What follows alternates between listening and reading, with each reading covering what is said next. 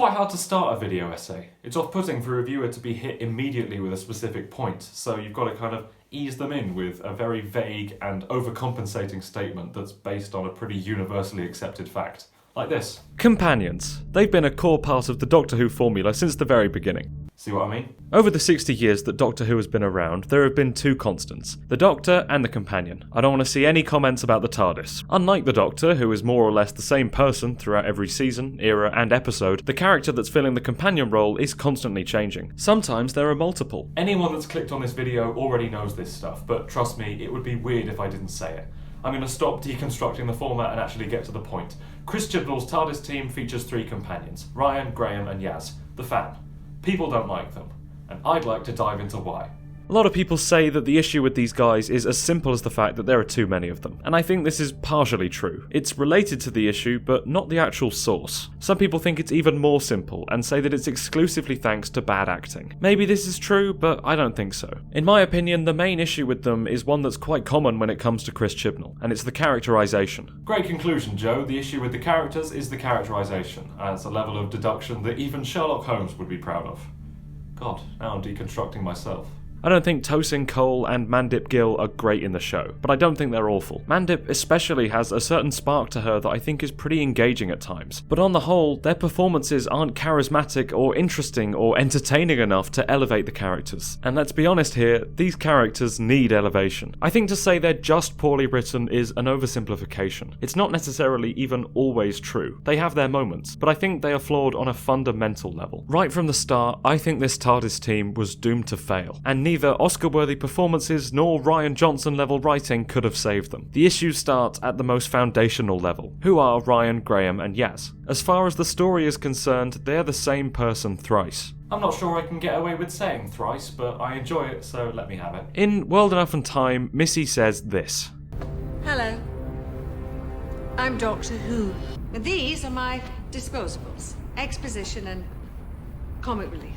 And Nardole says this. We're not functions. And for once, Nardole was wrong. I think it was William Shakespeare that once said, all the world is an episode of Doctor Who, and the men and women merely functions. Missy's line is a funny wink and nod to the audience, something Stephen Moffat seemed to relish more and more as he went along. But it also highlights something very important about Bill and Nardole. They do have different roles within the story. They're not the same character twice. Bill is the audience insert, a familiar figure who fits the companion archetype very well. This doesn't mean that she's not her own character. She obviously brings her own unique energy and humour, but her job is to be the typical companion figure. The main basic element of this job is to just ask the Doctor a question or two, to get the audience onto the same page he is. It's what Rose did, it's what Sarah Jane did, and it's what most companions will continue to do from now until the end of time. But it's not what Nardole did.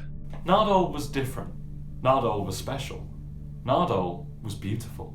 Nardole didn't have to fill the classic companion role. This was true in-universe. He was an alien cyborg from the future who already knew a lot about the science stuff, the tech stuff, and the space stuff. He's not there travelling as a friend to the Doctor. He's a mixture of his servant and his boss, sent by River to watch over him and make sure he upholds his oath. Both his specific recent one of guarding Missy's vault and the original promise that gave him his name. But the fact he doesn't fill the regular companion role is also true out of universe. He is, as Missy put it, the comic relief. But this doesn't mean that's all he is. He's also a rare form of authority figure to the Doctor. The two have a bickering friendship. And in The Doctor Falls, we saw that he actually had the capacity for emotional beats that work really well. But that's not to say Missy was wrong for calling him the comic relief. I also just quickly want to say that his presence doesn't mean that other people can't have comedy moments. The Doctor, Bill, and Missy are all pretty funny dudes in Series 10, but that's besides the point. My main point is, the show didn't need Nardole as Series 10's Rose Tyler, because Bill was Series 10's Rose Tyler.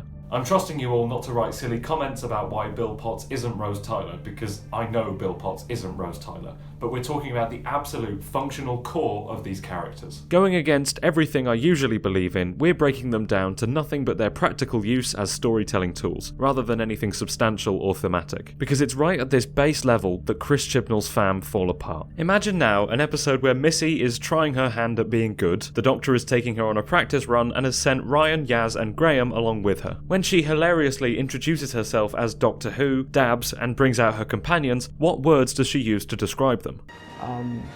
Womanizer? Scoundrel? He is pig-headed. Completely sexy in like a bad boy sort of way, where like he's gonna ride the line. He is stoic. Yeah, like just kind of. That is going to be fucking impossible because she doesn't have a character. The only thing I can think of is exposition, exposition, and exposition. And even beyond that, what additional words would you use to describe them? Nice, nice, and nice. Friend, friend, and friend. Graham stands out ever so slightly as nice old friend, but I'm not sure the surface level coat of old man paint is enough. The actual centre of this character and the impact he has on the interactions he's in is pretty much indistinguishable from the other two. I like this bit in Fugitive where Captain Jack pretends there's anything about Ryan that makes him worthy of being a favourite. Oh, she likes some mouthy then, huh? Yeah, one up from Cheesy. Ooh, okay, he's my favourite.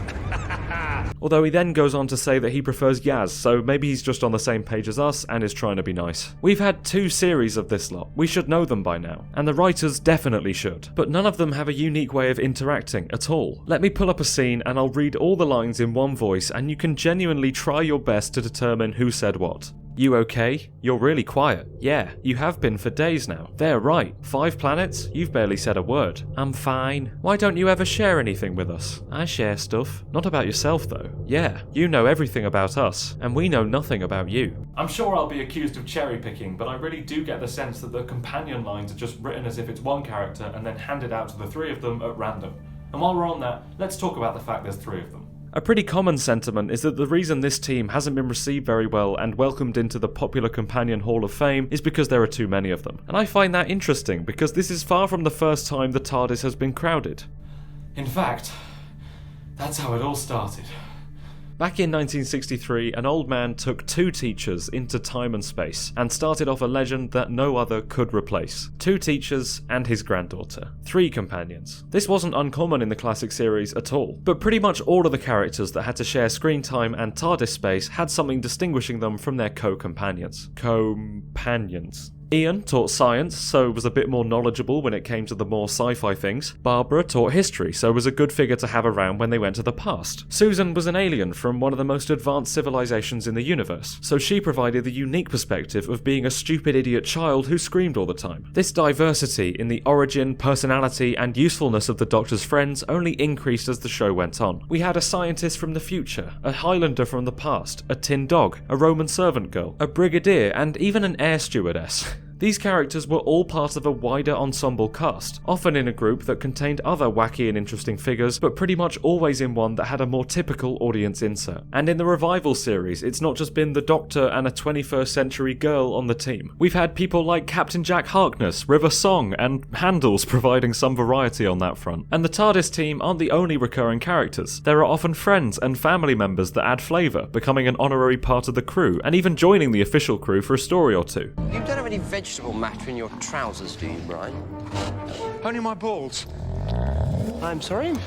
Golf balls.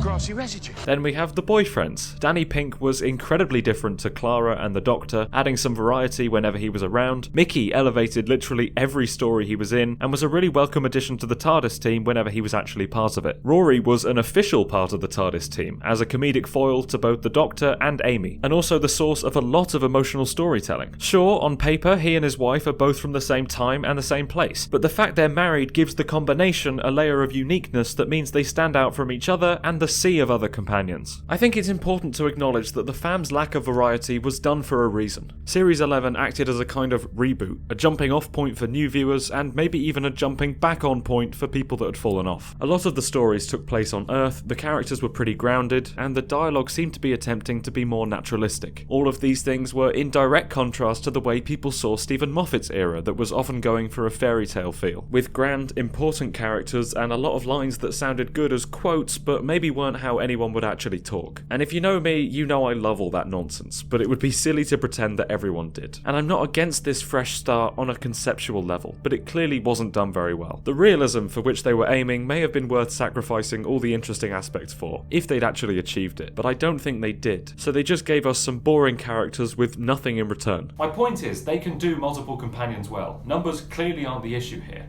Yet here we are, saying goodbye to the fam as we know it, feeling very little emotion about the loss. It feels like we hardly know them.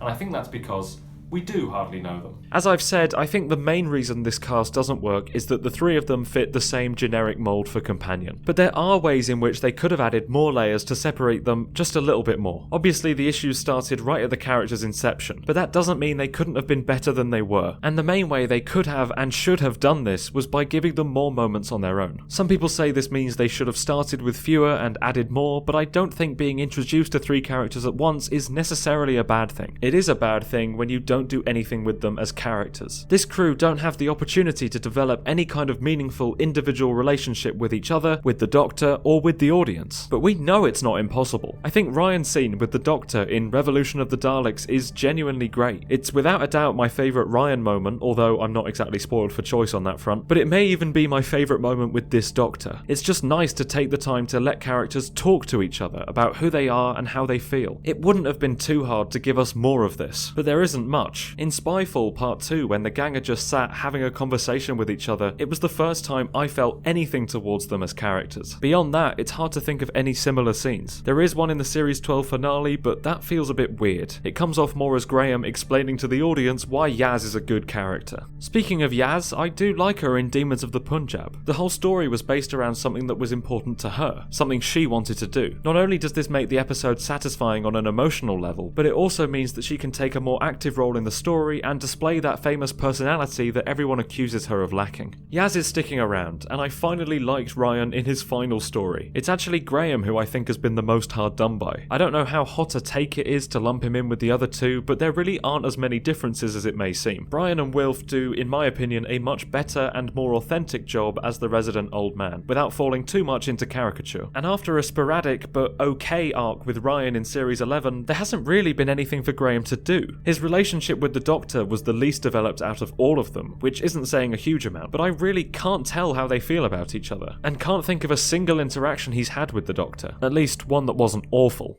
I'm still quite socially awkward. I don't think the fam are the worst characters ever. I don't think they ruin the show, but I remember so few moments with them, so few details and so few personality traits. I think they really provide a masterclass in how not to do a TARDIS team, which means they provide us with a masterclass in how to do one. Just do the opposite. And I think Nardole might be the key to all of this. Well, not really. I love Nardole a lot, but chuck three of him into one TARDIS and you end up with a team just as uninteresting as the fam, only with greater sex appeal. The key to Nardi's success isn't specific to who he is, just how different he is to the others. Having a character like Ryan isn't a bad idea, but having three characters like Ryan is. So, give us some more wacky people. If you're gonna crowd the TARDIS with faces, give us some diversity. Give us aliens, robots, wizards, people from the past, people from the future, people from Liverpool, and let them have some quieter and personal moments. Give us a bottle episode where the gang are trapped somewhere and just have to talk. Let us forge a relationship with them as fans, and more importantly, let them forge relationships with the Doctor, on screen. I've made it clear that 13 isn't my favourite. I've spoken about that intangible spark that I don't feel she has, and I'm wondering if part of that spark is usually housed within the companions, and the relationship the Doctor has with them. It may be that all Jodie needs is a TARDIS team that I click with, and then she'll click with me in turn. I guess we'll just have to wait and see. Now, a good video essay would have something poignant here as a final line, maybe even with a bit of wordplay. It wouldn't have any meaningful impact on the video, but it would leave you thinking you just watched something great.